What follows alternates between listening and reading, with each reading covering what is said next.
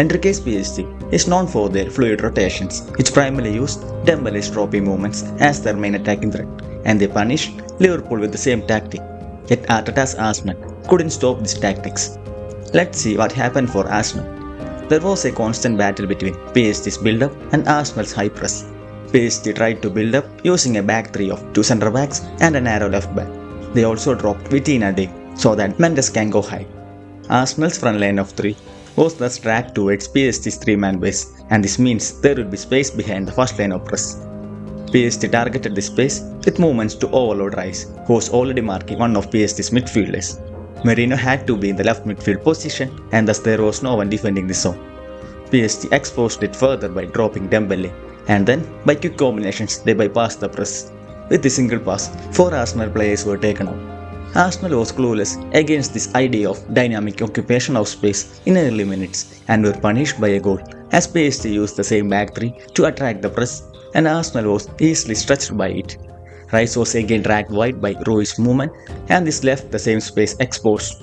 To counter it, Merino jumped out of his position to cover the free space, but it left yet another hole in Arsenal midfield. Mendes used the same diagonal pass he used to bypass Liverpool's press, and Dembele dropped to the same right half space to bypass the whole press. If you wonder why none of the Arsenal defenders tried to close down Dembele, the simple answer is that Arsenal repeated the same mistake Liverpool did. Arsenal wanted to keep a numerical advantage in the back lane, and here the left centre back and the left back was already pinned by PSG's right back Hakimi and right midfielder Neves. So Saliba stayed in the back lane to be that extra man, but it backfired and Dembele easily progressed using his winger.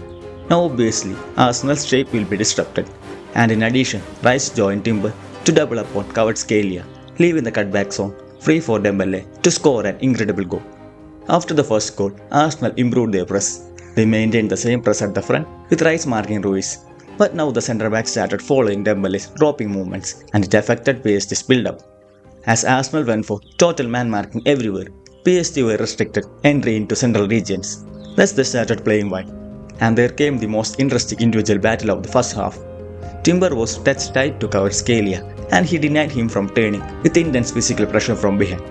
He could see Dembele so deep to receive, but was closely followed by Rice, as Arsenal maintained their man-to-man press. Kvaratskhelia was the only escape route, and he was constantly fouled. So PSG was forced to go low. As Arsenal increased their pressing tempo, Mendes was seen constantly searching for those runs behind the backline with his long balls. But it failed, as we all know, Arsenal is far superior in aerial duels. PSG showed the courage to make use of 1v1 battles, as their right winger was trying his best to take on multiple defenders using his technical ability.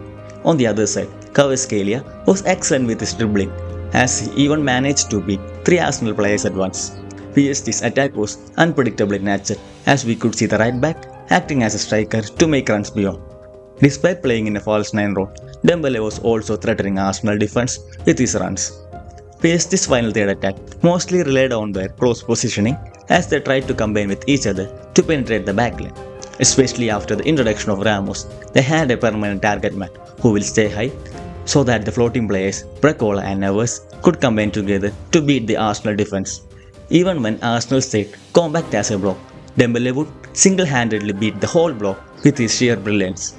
Arsenal's attacks were very slow, and Luis Kelly was the only live wire in Arsenal's midfield who tried to create something using his individual ability. 2 of the best penetrated through balls came from this 18-year-old, and he was thus physically targeted by PSG to reduce his influence. Other than that, some promising attacks came from Saka, who managed to have a couple of shots on goal and some decent crosses. A major share of Arsenal's attack was done in their typical controlled manner, where they tried to pass around the PSG defense, hoping for a gap to exploit. But unfortunately, there wasn't any major breakthrough, as Arteta's final third tactics looked toothless. Thus ultimately, PSG's early dynamic attacks proved decisive to beat Arsenal at Emirates.